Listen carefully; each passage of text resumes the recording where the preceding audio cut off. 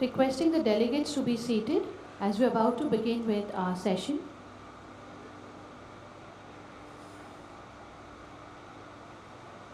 Requesting our session chair, Mr. Subhajit Sarkar, AD Operations IOCL, to please join us on the dais. Mr. Sarkar joined IOCL at the Haldia refinery in February 1993 and worked in production department for 16 years in Haldia and Panipat refinery as shift in charge and plant manager. Worked for 10 years in Gujarat refinery in various capacities which included technical and technical services. Was responsible for process monitoring, planning and coordination, energy conservation, process project, operations and maintenance, and health and safety and environment.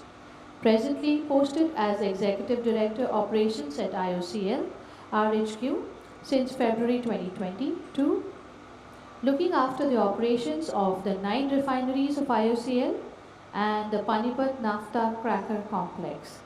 Welcome, Mr. Sarkar.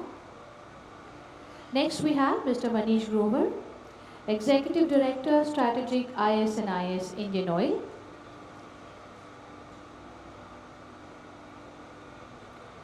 His career path embodies a blend of strategic vision and technical expertise, positioning him as a key player in driving the company's digital transformation. He has extensive experience in the information technology industry, encompassing various roles across strategy, planning, and implementation, and has a proven track record in leading and executing large-scale IT projects. Welcome, Mr. Grover.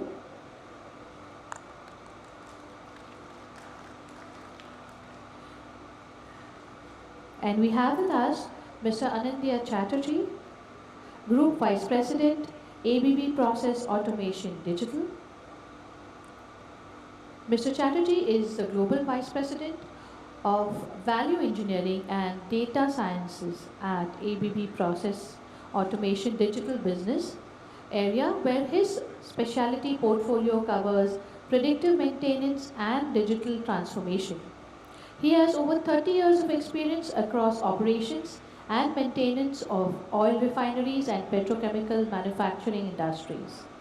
Welcome, Mr. Chatterjee. And now I would like to call upon Mr. Ramarao Murray, Managing Director, Loomis Technologies. Mr. Murray was recognized as Loomis Technology Fellow, which entails him to be part of a company's strategic and growth initiatives. He is passionate for value creation in refinery and petrochemicals complexes, in particular on emerging areas of crude to chemicals and green initiatives. He was earlier responsible for the FCC technology licensing business worldwide.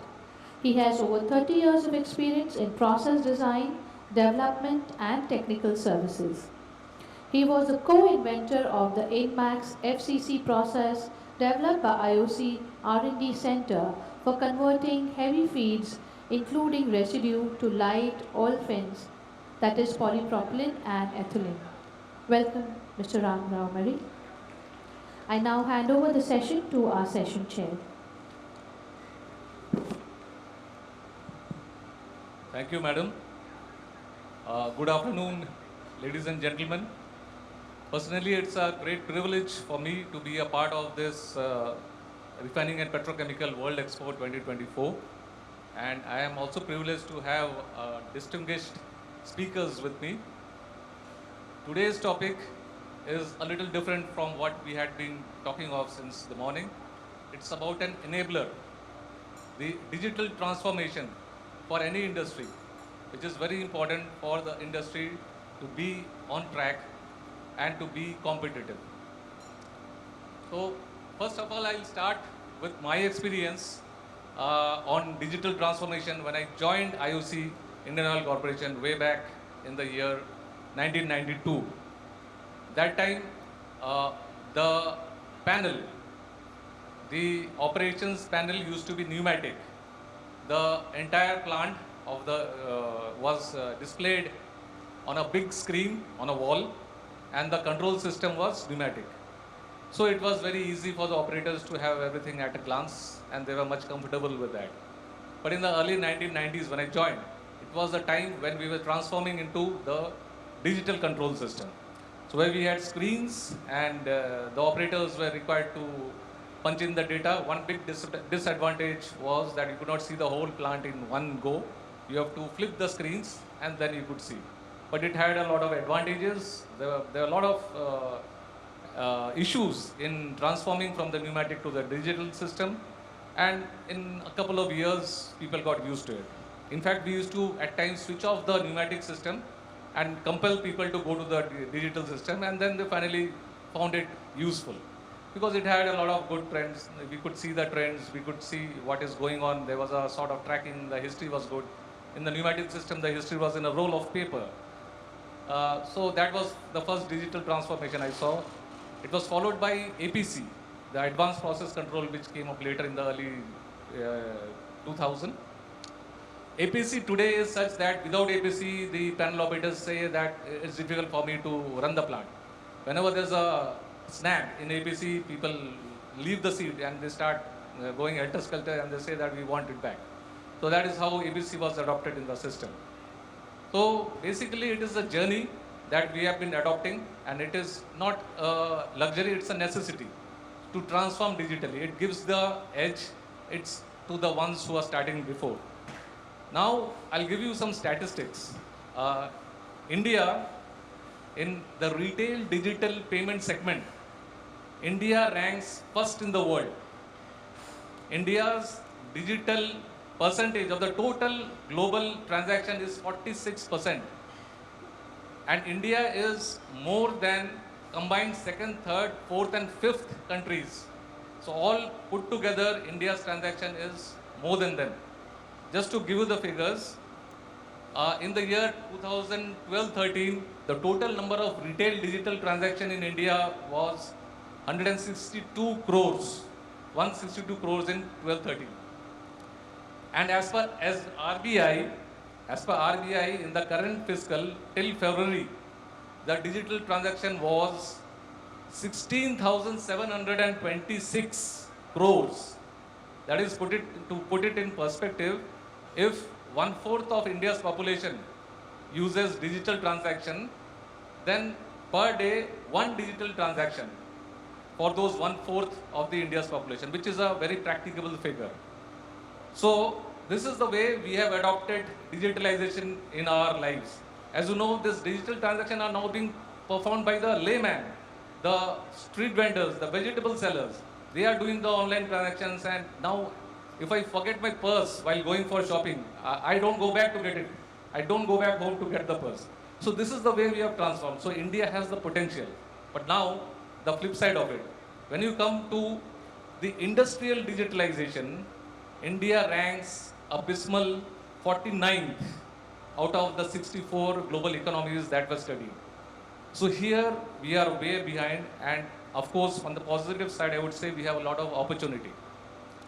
So digital transformation is something that we all are looking for. It is a big enabler in any industry, and more so in our industry, which is at a crossroad today. Our industry is at a critical juncture where we must navigate very complex landscapes because the market dynamics are evolving, environmental regulations are tightening, and there is a relentless drive to maximize efficiency while at the same time ensuring safety. Safety is the most predominant thing. So this is a very tough situation for all of us, especially in the oil and gas industry that we are facing. And here we need to adopt digital transformation. We have to take that path to be in the offing. It is not about buzzwords like AI or cloud computing. It is about the fundamental shift in how we operate, how we make decisions, how we interact with the complex systems that define our downstream value chain. Just to set the perspective, there are 4 key areas of digital transformation that I would say. One is process optimization, where the real-time data analytics, machine learning models and digital twins allow us to monitor our process and excel in that. Then we have the predictive maintenance, where we use AI/ML on a sensor-based RFID systems where we can predict the failures and we can save a lot of downtime, thereby improving our reliability. Then this supply chain agility, which is very important. In this, there is a greater resilience to tackle the market disruptions with this digital transformation, digitalization. We have the resilience because the market disruptions are a very common thing. You have seen the Ukraine war, you have seen the Gaza war, you have seen the ups and downs, the recessions of the big economies. But here we have to take quick decisions to be in the game, to be agile.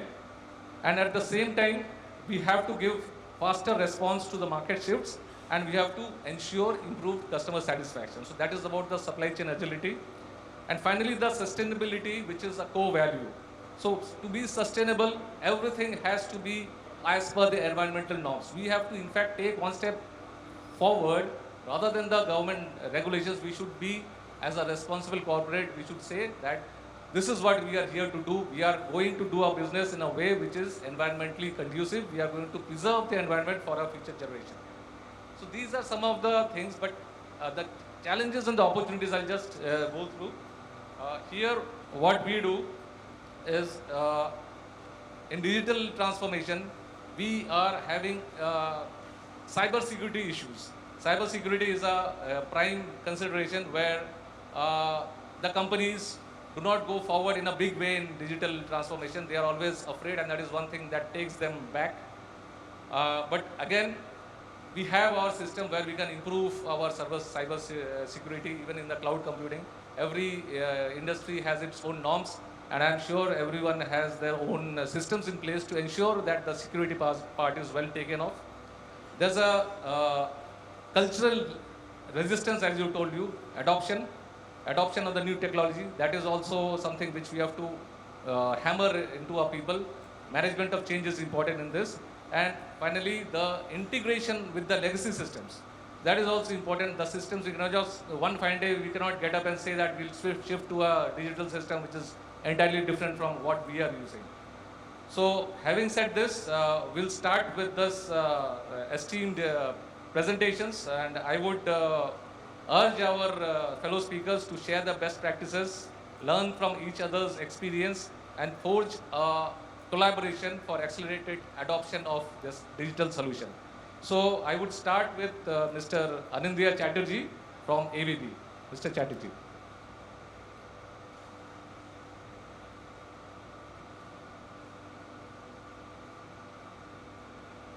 Hello. Okay. Good evening, ladies and gentlemen, and esteemed panelists. I think with so much of knowledge within this room, definitely it's really a great feeling. And since morning, I'm really enlightened with so much of knowledge. One thing, we had very serious discussions today. Let me start with one quick you can say a comment from Bernard Shaw. I don't know, maybe many of you have already heard that how many types of lies are there? So based on Bernard Shaw, there are 3 types of lies. One is lie, one is damn lies, and third was statistics. Okay, so, but as we are talking of digital, and we are talking of digital transformation, we will have serious discussions again. But please, I think every day morning, if the morning report doesn't come, every day morning, if the messages doesn't come that how much has been the production, how much has been the yield, or how much is the fuel and loss, we are tired. So I think statistics are important. We'll also try to see why these statistics can be used for some future understanding. Is sometimes what we always see, I think Mr. Sarkar has very well covered that when we talk about transformation, we may be seeing only the past. How we can use this information to see the future. In my way of thinking, I see that is the purpose when we talk digitalization.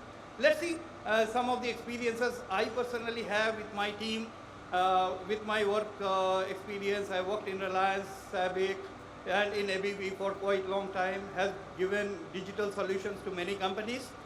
I would like to share a few experiences. Not very serious discussion, but would like to see what I learned out of that. I have tried to capture that. Okay, going forward, if you see the external environment, three major secular shifts are happening. I think one is definitely sustainability. We have spoken a lot. I will not repeat. Automation and digital transformation. These two have started coming together. I think many of you must be seeing, at least within ABB, we are these days working in many projects where these two are never thought as two different aspects, but together. So we'll share that. Globalization challenges, I think changes. So the speed in which the information is flowing, the way the IP knowledge can be shared. Now the generative AI, analytical AI is going away, generative AI is coming. I think many of you must be familiar with that. So things are changing in a very fast pace. Now we within the industry, how we can keep pace with that and take it forward together. Now when we talk of a transformation, what are the major imperatives behind it? Sometimes we talk about cloud, sometimes we talk about a data warehouse. We have talked about that we need lot of dashboards, lot of AI models, lot of digital tools, all this comes in. But when we talk in a very fundamental way, there are three parts typically we look at. When you see, we need a digital platform because our data is in disparate system. So we need to bring them together in a contextualized way. I think this can be the first step. In a very simple, it can be the basic bark of a big tree is what we are trying to develop. Next is how we bring all the perspective towards it, whether quality, whether maintenance, reliability, yield, safety, sustainability, all has a cross relationship. They are not physics-based models. They are actually data. And this data understanding is very, very critical. And that actually gives the branches that we typically work in operation, reliability, maintenance, sustainability. Maybe finance, HR, all are actually in a branch because we can't separate them. If we go, one of the major element today will be the AI, ML, and all those advanced technologies because data is available. Then generating information and knowledge out of it can't be a manual or a human-driven exercise today.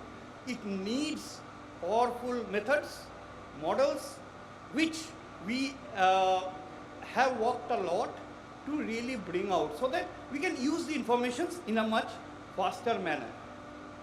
If we take a simple machine, I think this is the machine that we all are quite familiar with. So much of data is actually generated out of it. Some data is in cloud, some data is in the machine, some data is here and there. How much of that data we use to really ensure the reliability of our cars? I don't do. I think many of us don't do it. But data is available. So what is today with the automation, I think Mr. Sarkar very well mentioned that from pneumatic control we have gone to digital control and a lot of high fidelity automation. Now data is available. Now it is to be mined and to be used for three major purposes. Real-time alerts so that we can avoid any impending failures. We should be getting early warnings so that we can plan properly any of the maintenance interventions, and also to be used for optimization from a long-term perspective of strategic innovations. I think this is the way I see the whole effort and energy needs to get channelized within the industry. But why? That's the question. Why? I think people, transformation, definitely. Now, why has to be felt by everybody within the organization? There has to be a mindset of innovation where maybe a breakthrough from the way currently we have been working. And that mindset of innovation is just not looking at the past. We need to start thinking how we see the future. Now, this shift can make a huge change in our mind when we talk about innovation. We try to make a simplified view of what we see the whole journey would be and what are the major facets of it. If we see we have the data is in different applications. maybe in operational technology or OT application, engineering application, maybe in the transactional application, SAPs and plus, plus, plus. So data is everywhere, and there is a relation between each data. Now, all this data, to be brought together, we need IT technology. We need domain knowledge. Sometimes it is not a IT problem at all. It's a domain problem. It's a people in operation, maintenance, reliability, safety. They need to rightly bring those data together in a contextualized fashion. So domain is a part of the whole process. And then should be AI models or whatever advanced analytics we should use to bring that information out of it. With this, we feel that we can reach digitization, not transformation. I'm just repeating, not transformation. Transformation starts with people. This platform, I think many organizations, I have worked with many organizations, they have tried to achieve. There has been data lakes, lakes after lakes, but then when it comes to actual use of it, we need the change management. I think Mr. Sarkar mentioned very well that people need to adopt it, embrace it, use it. I think those things are critical. And how to make it? We always, work together to make it happen. It's not an overnight activity. Then we need a proper business model. Why we want to invest? There should be value proposition behind it. And within ABB, how we derive it, we'll try to get into a use case today. And then how we make it sustainable. It's not today I show that, okay, I will reduce the 20 tons of steam for this. I don't think that creates the value proposition. How we can sustain, how we can make that operational. And that is a major process, and that's where the value engineering comes in. So we have a specific process where we do that value engineering over a period of time. If we can achieve that, we can say we are in a path of digital transformation. Why? When we want to talk about transformation, first thing that comes out is a digital strategy. Now, this digital strategy for any organization I have seen is varied. The expectations are varied, the challenges are varied. So every organization is forming their own digital strategies. Objective definitely is to gain an edge, as Mr. Sarkar also mentioned, the edge. And the edge will be coming from, if we see today where we are in, the way we are performing, and if we see the future when we have advanced information, when we can give advanced knowledge to the people in a faster manner, then I think the value prop comes up. Definitely we need to estimate all of them. And then comes the value proposition, why? And obviously I think when we are talking of the refinery and petrochemical space, I think gross refinery margin, maintenance effectiveness index, these are the driving things. And as we know, for even our high complex refineries, we have even 10 plus GRM in our countries. So we are definitely quite efficiently working. If we can improve this with digital transformation, I think that will make a lot of sense. So the mission will be to deliver a comprehensive value across the entire digital value chain. So digital is a value chain. Digital is not a one night big strategy papers. The value will be derived based on the tree that we have seen. So everybody will actually create some value around it, and that's how we will look at. Every organization where I work, I can name a few like Statoil, Holy Frontier, they have a digital center of excellence. Maybe I have not seen in our country that this kind of center of excellence has been built yet, where every person has every function has a representation, and they are finalizing a strategy from a long-term perspective. And the long, I mean really long, it's 5 years plus kind of a strategy to make the transformations. Coming to the industrial AI, there is a conflict. I have observed, that's why I have just put it here. There is a set of people like me, white-headed, we used to do calculation for efficiencies in paper. Sometime Excel come in, then we used to do in Excel. Now system can automatically do it. Now these are physics-based model, we believe in that. There is a lack of trust and faith in many of the people like us on AI. Why, I don't know, I am not going into that, it's a big debate, but we have proved in different cases that AI can give faster knowledge and understanding taking into consideration just not the design principles of a machine, but current operating and age-related side of it.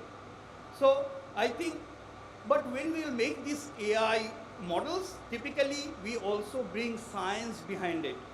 Without science, AI models are a bit lame in our mind. So we work together so that this two comes together. I think that will increase the trust and faith on what AI can do on it. Quickly, I would like to touch upon ABB. I think many of you are quite familiar with ABB. At ABB, we have 4 kind of businesses: electrification, motion, process automation, and robotics. I am part of the process automation division, where we have the digital as one of the major arm. There we have actually created a platform. This is a IIoT platform, industrial IoT platform. This is how we call it. I am not going into IoT purpose too much, because for us a lot of data is censored. Maybe we can get some IoT devices also, but mostly is censored. And there we tackle the whole purpose behind it.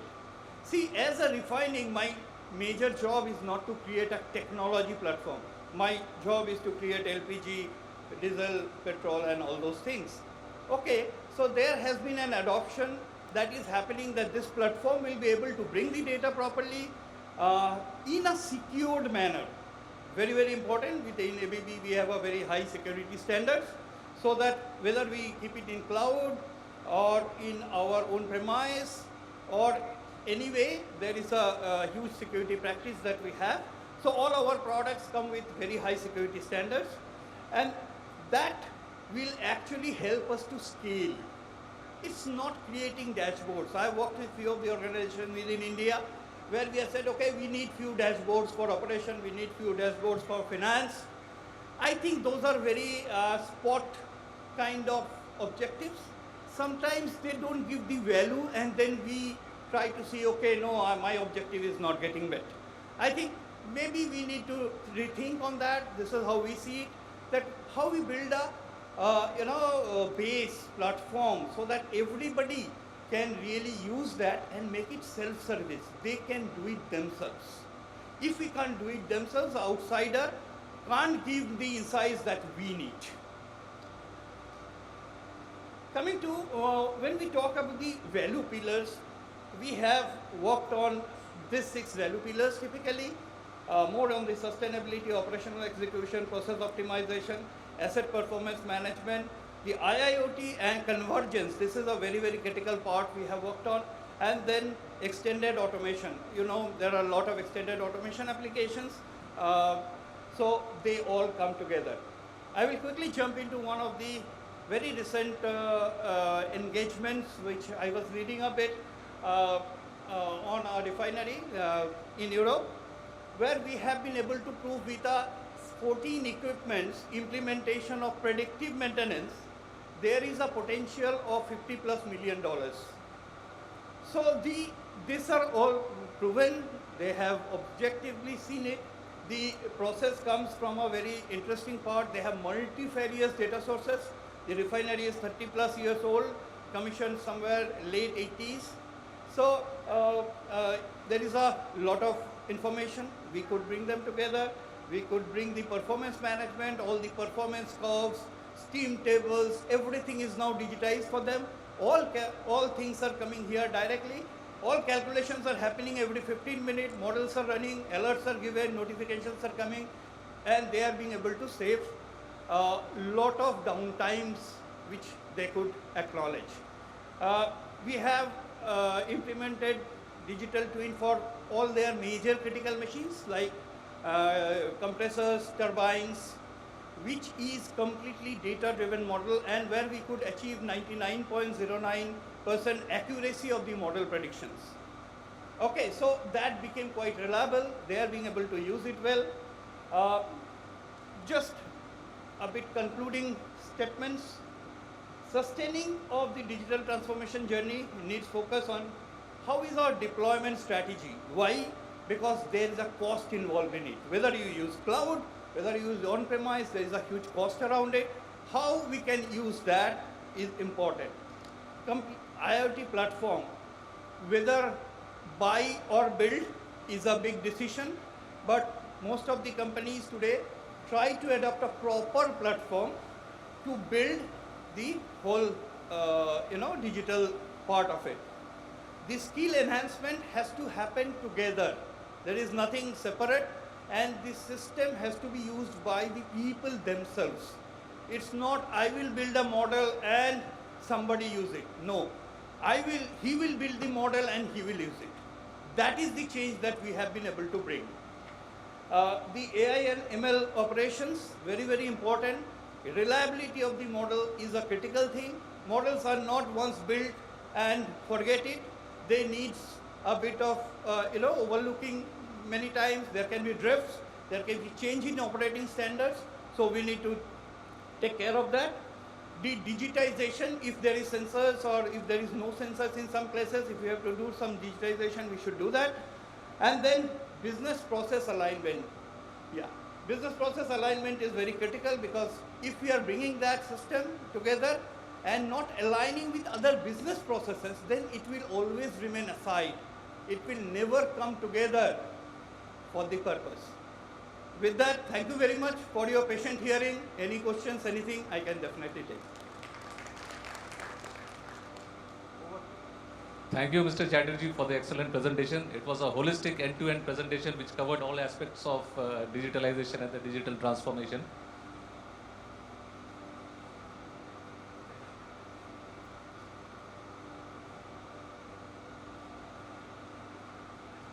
I would like to inform you that Mr. Chatterjee will have to leave. He has a flight to catch.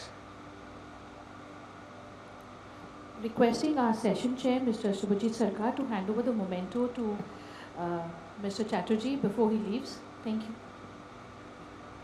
I have a couple of questions for Mr. Chatterjee, if that's okay with you. And audience also, you can prepare your mind for a question or two for Mr. Chatterjee, because he'll be leaving after this. So, Mr. Chatterjee, I would just like to ask you, you stressed upon the cyber security aspect also, which is important. What I feel is that this is one of the aspects which holds back the corporates from going ahead, because there are a lot of regulations, not just their own regulation, but also the government's regulations, when it comes to cross-border transactions, cross-border data exchange. So what is your advice on that, in how the companies, or Indian perspective, they can go ahead with the keeping in mind the regulation and at the same time not compromising on the security? So I will tell you my experience. So wherever we have provided the solutions, they follow a European standard. So we have a European standard. Being ABB and being a Swiss company, our standards are quite stringent on that. And we call it MCSR. So every product, every solution has to pass through a MCSR process. And we have a practice for cyber security within us, which works hand in hand with all the implementations, so that we can keep the cyber security on the top while we are transferring any data from anywhere.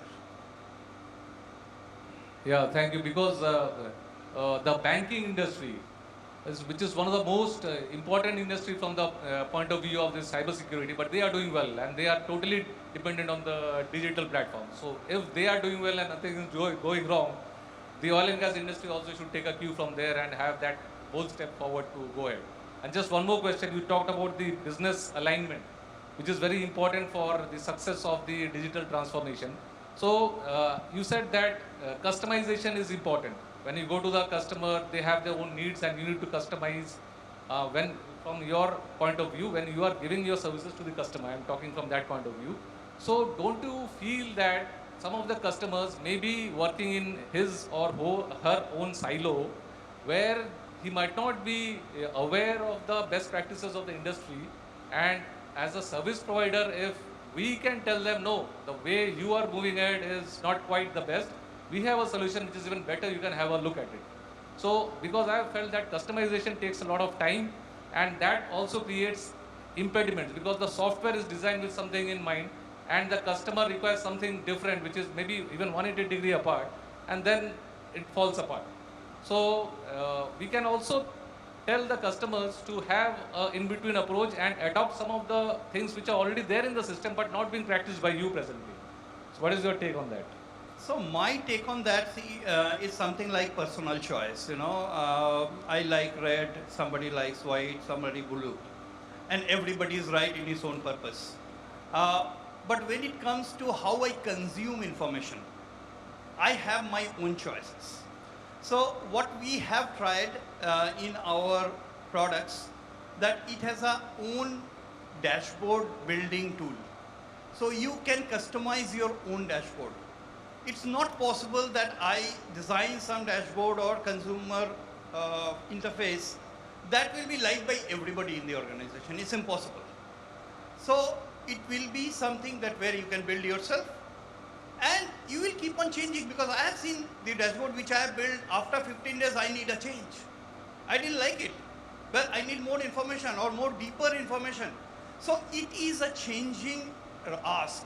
So it is sometimes happen that we have given something, it will become unpopular within very short time. So we have taken care of those in design aspect of the solution, and I think we are getting great feedback around the whole process. Thank you, Mr. Chatterjee. Any questions from the audience? Yes, there, please. If someone can hand over the mic.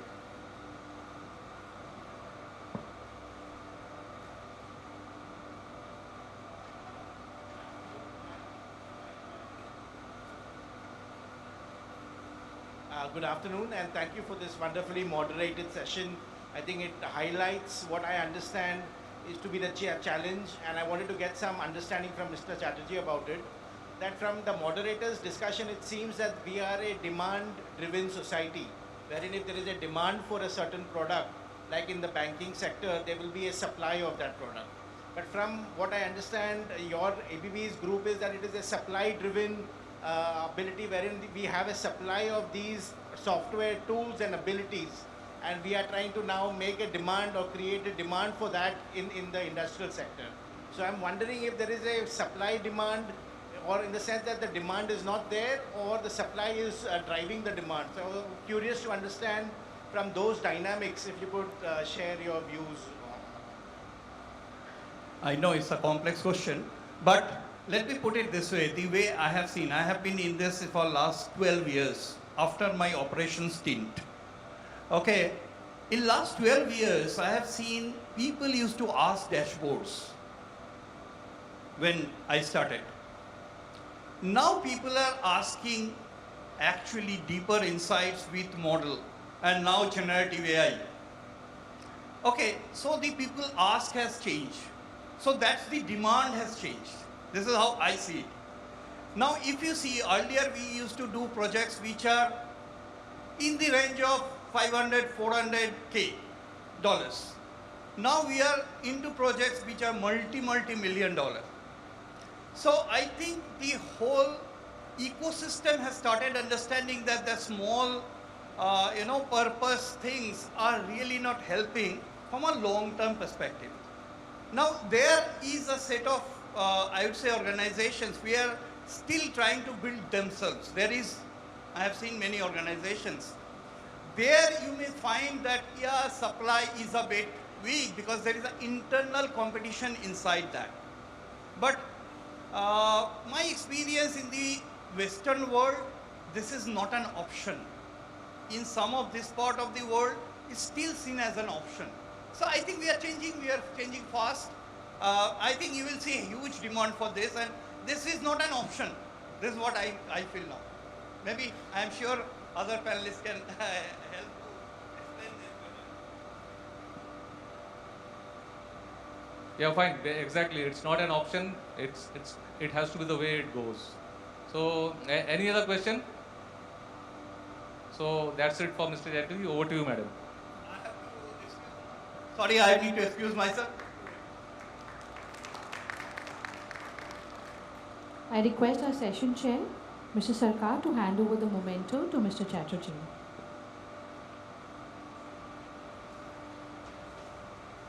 And we will continue with the session.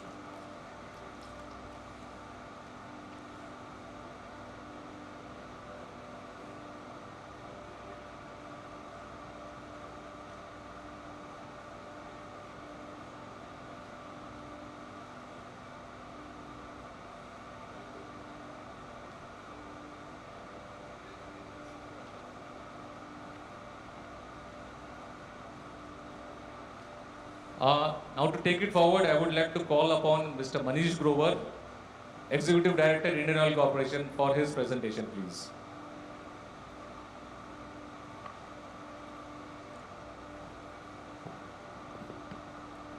Very good evening to all of you. To tell you frankly, coming at this juncture, our session chair, Mr. Sarkar, and my previous speaker have set the tone for the session in terms of the digitalization. Now this is a case study session. We heard Sarkar Sahab speaking about how Indian Oil in refineries, started automating when he joined and thereafter got into a digitalization mode. But everything which he talked about to start with was on the automation side, process automation. But as he spoke later about IOC's journey, about digitalization, that is where, the entire story changed. And it has changed. In the last 5 years for us, we all know that IOC is one of the largest oil and gas companies in the country, holding about 50% of the energy market share, and always be in the forefront of, adopting the latest in the field when it came to ERP, and when it came to emerging techs in 2016-17, it was realized that there are gaps in the entire value chain of IOC, which includes upstream, downstream, midstream, and up to the customer level. We are, as he might have pointed out, from the crude till a very large customer base of 14 crores may be my LPG customer base, and every RO in the country is 36,000, and about 70,000 touch points. We touch everybody's life. So the canvas is very large. And that is when we embarked upon a strategic journey of transforming our digital field in the company by embarking upon this, something which we called very proudly as iDrive, which is IOC's digital readiness and IT vision enablement. As part of this journey, what we have done so far is, from that day onwards, we had identified the gaps which were there in all the operation side, the customer side, and largely on the refinery side, because refinery was one of the touch points which was not touched by ERPs in that fashion, while all customers were touched in some fashion. So this journey added up to start with 79 initiatives, largely towards the refinery side. And in 2019, when we formed this group to drive all those agendas, which realized as a form of strategic information systems, which we are driving today. And as part of this journey, what we are doing is, as ABB, my fellow colleague, was telling, we are embarking on 4 or 5 pillars on which we have leveled our attention to, which were in sync with our company's corporate journey. And large aim is to drive operational excellence, time savings, improve the hygiene of the workers, and also go on the journey of sustainability as we move on. So there are 5 basic pillars on which we work, and one of the pillars is artificial intelligence and machine learning, and today it is joined by GenAI. Then we are also working on RPAs, which is the robotic process automations. We are working on AR and VR as a platform. We have put up the data management platform, as you are talking about, to drive all these agendas into the company. And going forward, we are looking at bots and drones and some game changer avenues, so that my revenue streams come out of my data now. We all say data is oil. We all know that. We are an oil company. We actually made our data also as oil to drive more and more incentives out of it, and the decisions are taken on data-driven basis. So today's topic is to discuss and focus on the AI and the generative AI. So instead of talking in general, what I have done is I have picked up of the 93 initiatives in this field, what we have done, picked up marquee 10 such initiatives, which I am going to discuss here, which basically tells us the journey in this particular field in terms of AI. When it comes to analytics, we have talked about it. it has a journey of its own. When we started, and we all have seen in our own companies that there are four, archetypes of analytics what we do. One is called descriptive, then diagnostic, predictive, and now prescriptive.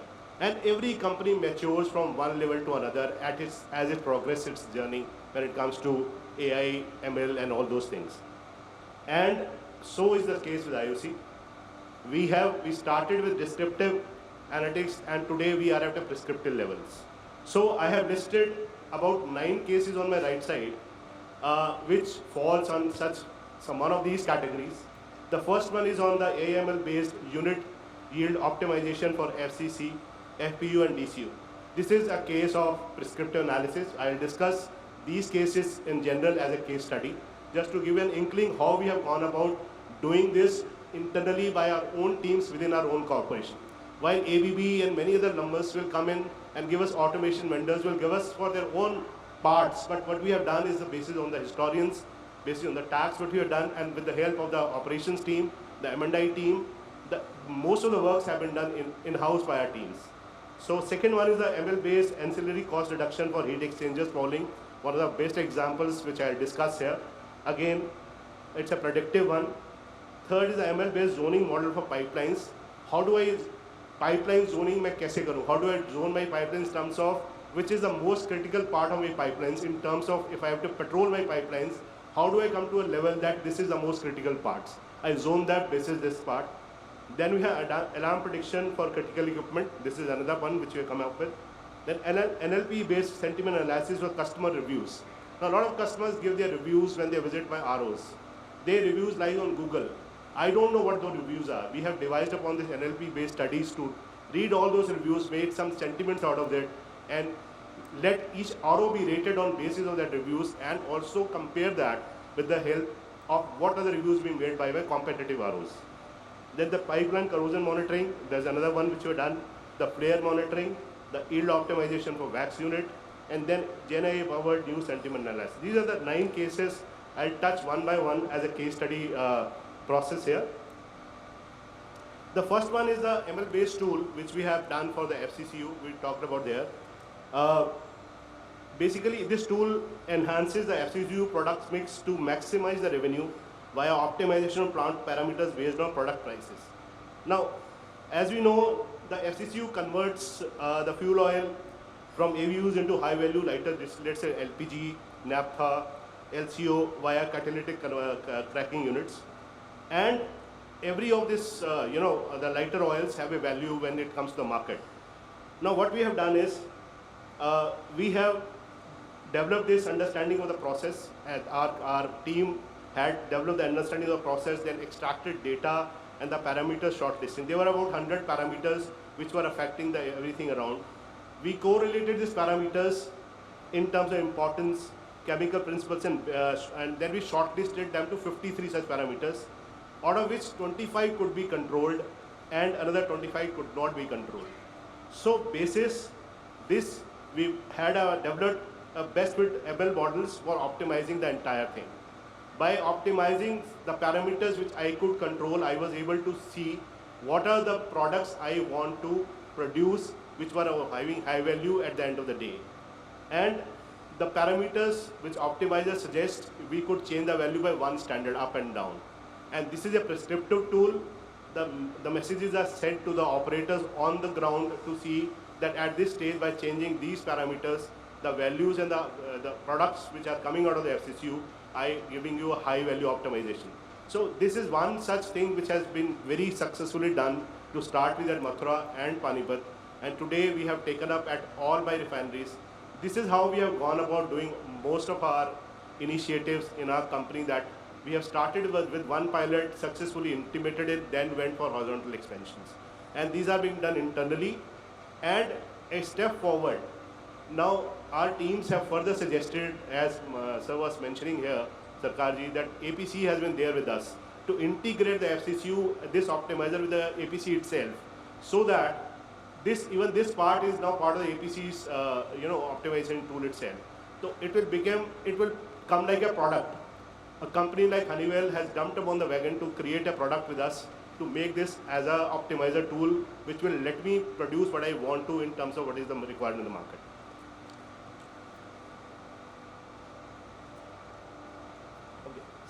Next one was the feed preparation unit, which is a lube oil block unit, which converts an unconverted oil into the higher value products using or making lubes. Now, here also the FPP product yield and the product mix improvement or optimization of plant parameters is implemented, and we did at Haldia. Here also the process is there, and we know these 4 kinds of waxes are produced as an output. By changing and the parameters here again, there was an opportunity that qualitative decisions can be taken manually, control to the output products and the increase overall revenues. Now, in the real time, the optimization of the plant parameters for revenue enhancements are very difficult, but when we use an optimizer around that, we were able to showcase that we were able to produce the right quantity, and also the chirometric viscosities could also be controlled. The quality of the wax could also be improved by changing those parameters. So this is the next case study which we have done successfully, showcased at Haldia. And once the same has been done, it will be again be brought to the other units where wax is being produced. The next one which we have done is the delayed coker unit, which is a critical refinery unit which converts low value residual oil into the higher value products like LPG, coker, naphtha, LCGO, petroleum coke, etc. Now, here the solution was that ML-based estimators for individual product streams and optimizer to identify the parameters to maximize the unit value at the current market prices. Ultimately, what we are trying to say here is, when we look at all such units, while we can make them operate better, but idea is to make them also operate at a cost and a value which will give me the least price of the cost and maximum value at the great price of the product which I produce. Ultimately, the GRMs and the cracks matter for each barrel which I produce. That is where the digitalization and the AIML techniques have been the most valuable to us so far. And we have deployed the dashboards, we have authentication wall to ensure access controls, and operational for LAN connected computers in control room. Now, we run this twice during the shift, at the start of the shift and the middle of each shift, and following the feed chains. So these are the things which we do, and the model generally what we follow is we always have a champion of the the initiative, largely sometimes at the RHQ level, sometimes the refinery levels, and there are people who are doing it at the local levels, and the team who runs the unit is the one who gives the most kind of feedbacks to us. And once they are satisfied with what has come, then only it is operationalized. And here the role played by the operations team, the M&I team and the tech team at refineries is very appreciable. So the opportunity has been the DCO of Gujarat contains advanced process. So APC control is available at Gujarat. The APC base does not take into account the varying product prices. As of today, APC can give you certain things, but it doesn't know what is the price, what is coming out. So this opportunity has been taken, used, and the ML based models here. The next one is very interesting, and this one we have actually implemented across and implementing another. It's a heat exchanger cleaning schedule optimizer, which has been implemented at Panipat refinery, and then PAN IOCL scale up is in the final stages of completion. Now, heat exchanger efficiency, as we know, worsens as the time goes due to the deposition of impurities present in the crude. Now, performance losses can result in increased fuel consumption in the downstream sector. Now, here is a call to be taken. When should I change that part? The heat exchanger, when is to be changed? When should I do the predictive maintenance of the entire thing? So there is a cycle by which when the fuel cost becomes more than the change cost. And this is the optimization logic which has been used here. And we have come to a trade-off between the cleaning cost and the additional fuel cost due to efficiency loss. And to tell you a high-level numbers, about 200 to 300 crores annualized benefits comes out by just one such change and implementation of such kind of initiatives. Because we were able to save that 20% costing when it comes to that. So we have done the operationalization and the scale up. The modeling of the dashboard completed for all preheat treatments at AVU at Panipat. Dashboard optimized via internet deployment and solution will scaled up. So here what we see, we say that while 21 to 22 months is the optimum scaling window instead of 30, which is normally prescribed by the people who give it to you, and this is leading to a 50% cost saving, which is avoidable. Next one, as a case study, comes the weighted average probabilistic scoring of being used for zoning of pipelines we are talking about. Our pipelines are running across the country. We are about 19,000, 20,000 kilometer pipelines.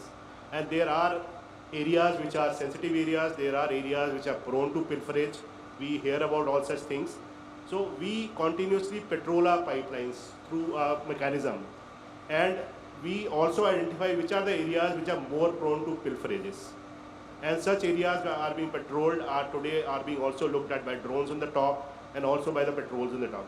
To identify this sensitivity of the pipelines, we have used the techniques based on, we have overlaid a lot of data which are available from various sources to come to a threshold level and classification which is the most sensitive areas. And this data combined with the data which was there with us already has resulted in a better understanding of the opportunity and letting us operate and patrol those pipelines better where the pilferages can go higher.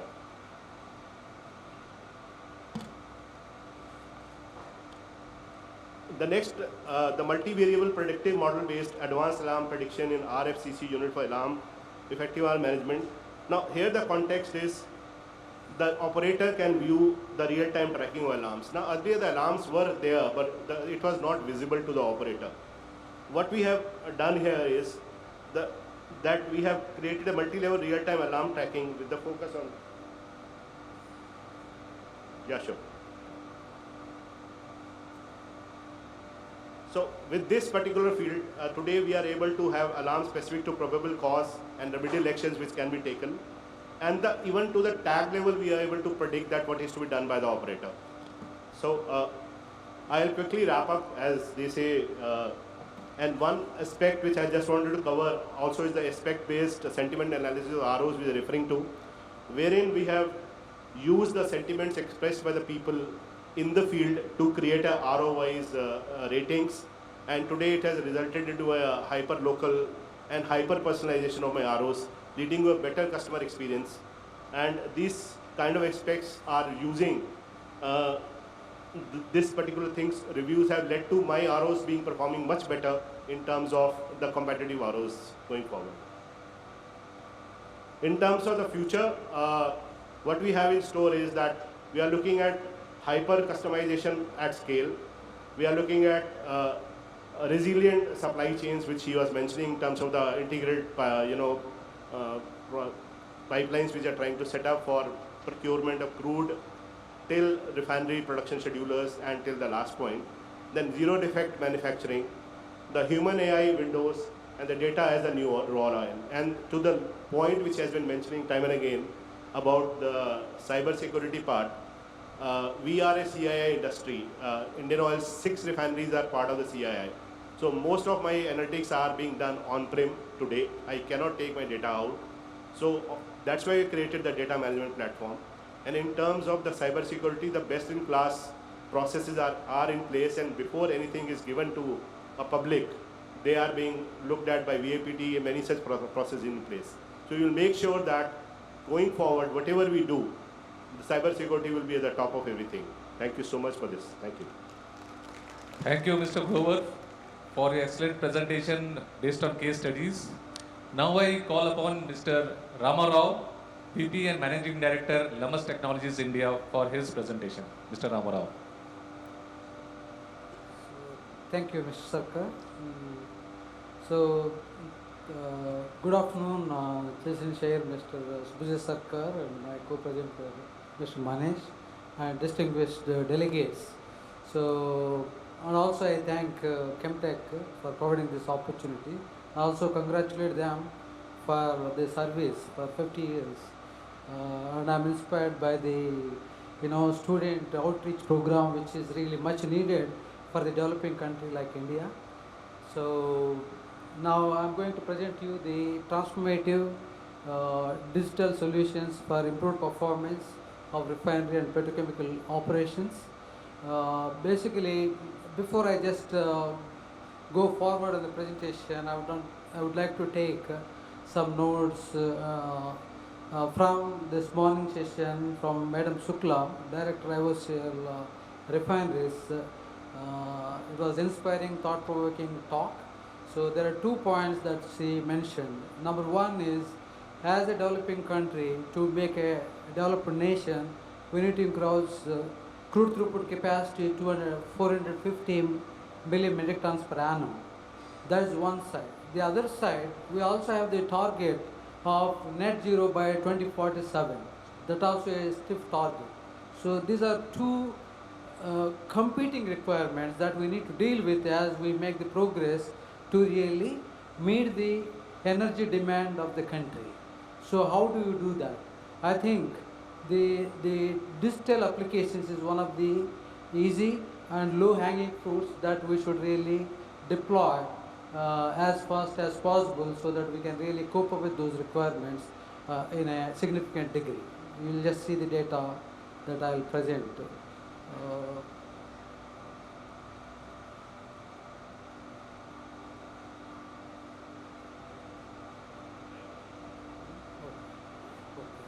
So this shows the digital solutions that are transforming the oil and gas operations across the value chain. This shows actually from the upstream, midstream, then the downstream, including the retailing and marketing. So today's focus mainly is on the downstream, and I'll more specifically talk about the petrochemical and refining complexes. How can we really tap the potential? If you just see the slide here, so we have about $260 billion worth of the money lying on the table if we really apply the digital solutions to the refining and petrochemical operations. So this is the predictions provided by McKinsey and Company. And one interesting comment Mr. Sarkar made was the India is most digitally operated country. That I realized as soon as I came from USA after 17 years of gap, that the Sabji wala also says that, so Paytm karo. Okay, that is amazing that I saw first time after I landed here, went to the market to buy vegetables. This is a true transformation of the technology adoption and a rapid pace. On the other hand, I'll just tell you a little joke. When I started working in the USA about 17 years ago, I used to meet in social gatherings of Indian origin people who have festivals or weddings, things like that. I had to introduce myself that I am so-and-so, I am non-IT. That means 95% of the IT support, the talent, the leadership, the workforce is from India origin. So this is something, a great transformation of India, transferred the knowledge into the practice, but that was deployed in America vastly, and a lot of things are really automated there. So back in India again. So when I just see, we have definitely exported the knowledge outside, but how much we are implementing is the question. So when you see the refining and petrochemical complexes, actually the data is lying. How much are we tapping that to a monetary benefit to really tap the amount of $260 billion lying on the table? So that was the question I thought I'll just touch upon. So one important thing that I would like to point out here is that we have the data lying in the refineries through DCS and the lab data, and also the economic data available and other data that is knowledge base coming from the refinery operations over the decades. Then how we transform that into a package that really can benefit us to deploy the digital knowledge into basically monetizing more and more in the refinery and petrochemical applications. So Lamas as a technology licensor, we have actually a solution that is kind of a digital and process expertise combination, where the digital experts are the data science experts who really focus on the artificial intelligence and machine learning. And the other part of the business that we have is the process licensing, where we have the subject matter experts. They are not only in the design, but also in the operation and lot of experience interacting with the clients. We bring in that knowledge in addition to the design. We can actually deploy the digital and the process experience so that we can really use that for getting the best out of that for our end users, which are our refiners and petrochemical operators. So those benefits of the operational experience, excellence, then fast operational decision making, and improving the operational performance and reliability, and energy intensity. The refining petrochemical operations, in particular petrochemical operations, are more energy intensive. How we can really utilize such digital technologies so that we can basically use the less energy to produce the given amount of the chemicals. So as this theme of the session is mainly the case studies, I will present here two case studies. One is basically ethylene cracker heat optimization, which is one of the most intensive processing, energy intensive units in the petrochemical operation. So what we have done here is we have deployed the artificial intelligence, machine learning, as well as the technology licensing part, where we have the kinetic models that really can predict the cracker yields. And those two are really combined to develop the product that is deployed in the refineries. So the advantage of that is, like when you have the data, depending on the refinery, the accuracy of the instrumentation may not be necessarily always true. There will be a lot of outliers. When you put that into data, it will really do the faster and develop the correlations, but it may not be as accurate as you think of. Then we are basically supplementing such kind of thing with the process know-how and the proprietary models that are basically developed based on the first principles, so that we can basically cross-check the AI models and try to really do the intervention by the operators and the experts that are involved in the operations, so that we can basically provide those inputs properly. The output should be such that it is more accurate and more practical to really gain the benefit in real world. So this is one unit that I just told, but there are several units in the petrochemical complex. When you really deploy that into the application, basically the potential application that I want to just mention on the cracking heater alone is the propylene plus ethylene yield to the tune of about 1% can be increased if you really deploy the AI solution that Lamas brings to you. And it can also increase the operating margins to the tune of 5%, and which in terms of the dollars is about 1.3 to 2.5 dollars per metric ton of the feed that you process can be really basically gained through the profit of the unit. Then the other example I would like to just present here is about the crude and vacuum distillation tower optimization. So here again, one of the clients had really had to undergo a lot of variations in the feedstock. Basically, when you start to do the feedstock, that's different crude source. Then what happens is, a lot of times there will be a lot of blending issues, compatibility issues, and still you try to optimize with the new crude slate that is available today to you. Then the operators may not be really equipped with that. How you handle that kind of situation? That's where actually again you can deploy the artificial intelligence model along with licensor based inputs that really go in or work with the end user, so that we can collectively together make an impact that's positive to make money out of this kind of applications. So again, it is a hybrid model, which means that we use the artificial intelligence, machine learning techniques along with the process techniques and first principles to really combine those two and make sure that we make the product that is really useful to you. And on that again, this again in refinery, only one example I have taken. Based on that, the amount of the benefit that we realized in terms of the yield is about 9 volume percentage on the crude basis, and the accuracy of the model because of the combined hybrid model approach is to the tune of the 98%, and the benefit could be as high as $2 million increase in the gross margins from a refinery complex.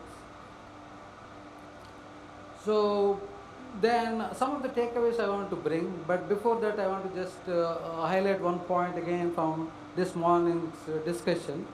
Mr. Bharathan, Director Refineries HPCL, mentioned one thing, that we need to actually change our mindset. That means we need to basically think as the first adopter than a traditional follower. And that is really important to make this nation a really developed country. So therefore, the things that you need to do is how you really make those decisions. There are some inputs that you really carefully to consider. Such input is that you need to basically do the risk mitigation and the gap analysis. So like the garbage in is equal to garbage out, right? Because you have the vast data here.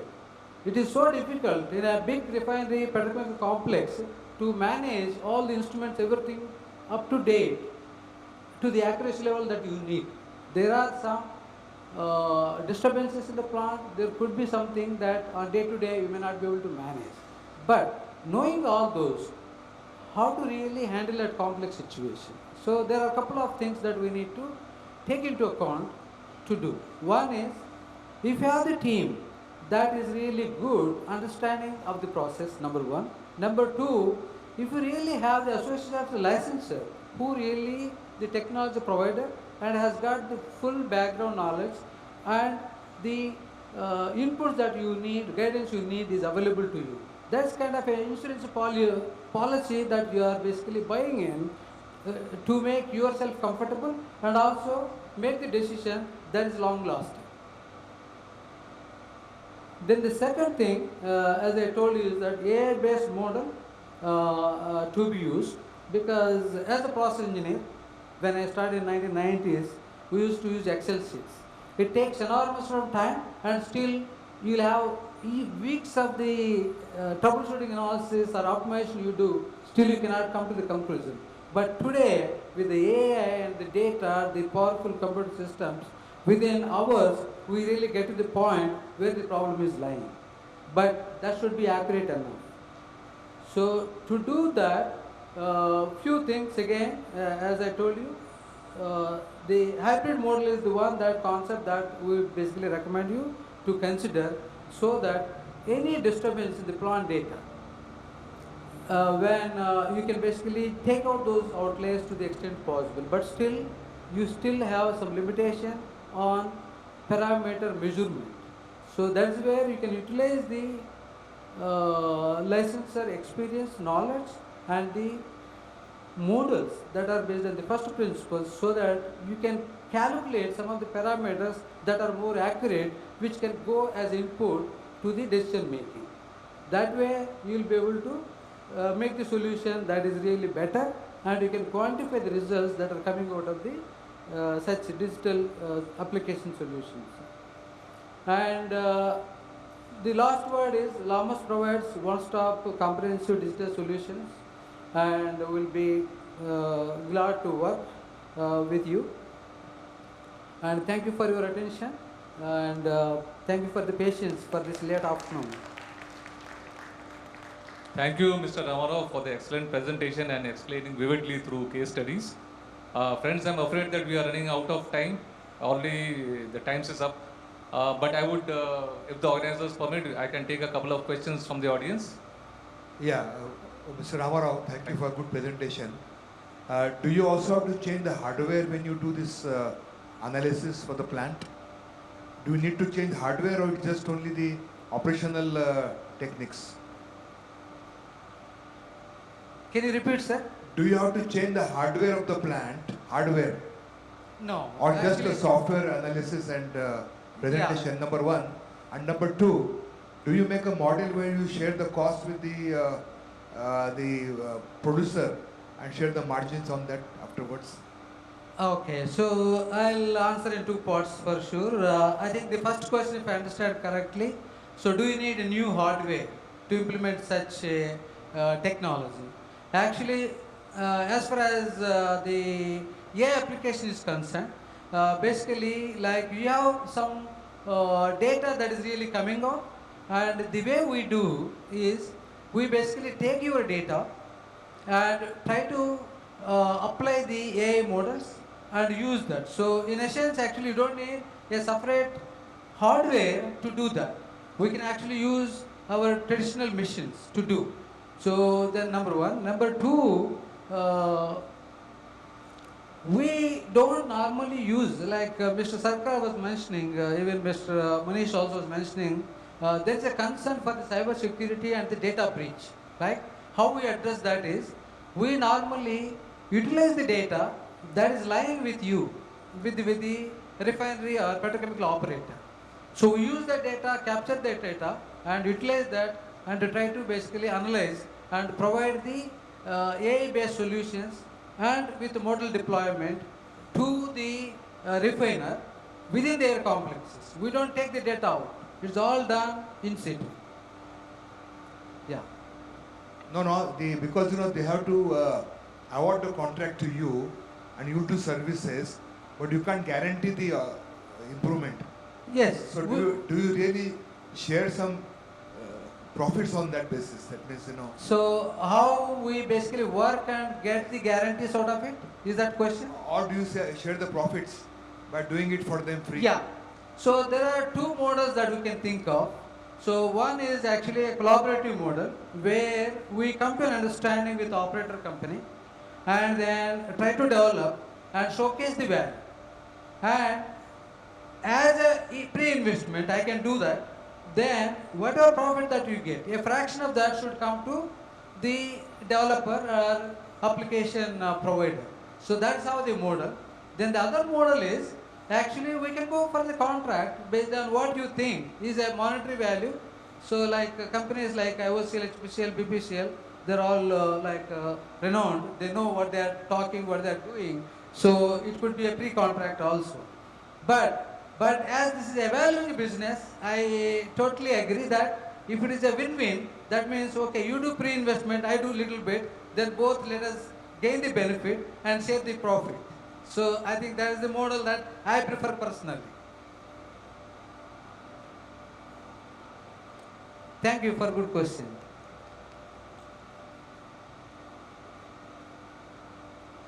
So I think we are done. So I would again like to thank the distinguished speakers for the excellent presentation, and I would end up with one caveat that when it comes to AI and automation, it's very important that the data we feed into the system is of good quality. So the outliers have to be very critically pruned out. We should be able to ensure the data which is going into the system is of the topmost quality, so that the return from the system, the artificial intelligence, mind you, it's only artificial, so it's as good as we feed it with. So it has to be that way. And I would conclude with a very good observation from Mr. Bill Gates. He has told that when automation is applied to an efficient operation, the efficiency is magnified. But when it is applied to an inefficient operation, it is equally magnified. So make sure that we are on the right side of the equation. So thank you, gentlemen. Thank you so much.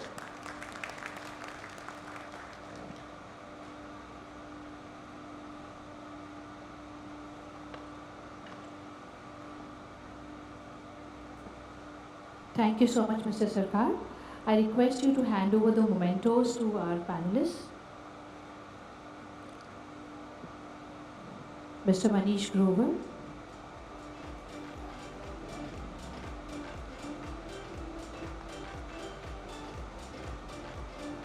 And Mr. Ramarao Mali.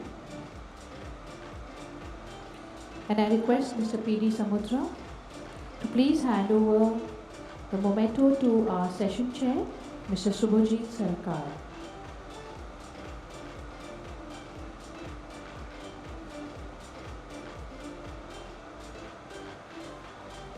I request the speakers of the next panel discussion to please step forward Our panel discussion is on practical approach for India to achieve net zero through CCUS and other pathways. Please be seated in the front row in the sofa so it's easier for me to locate.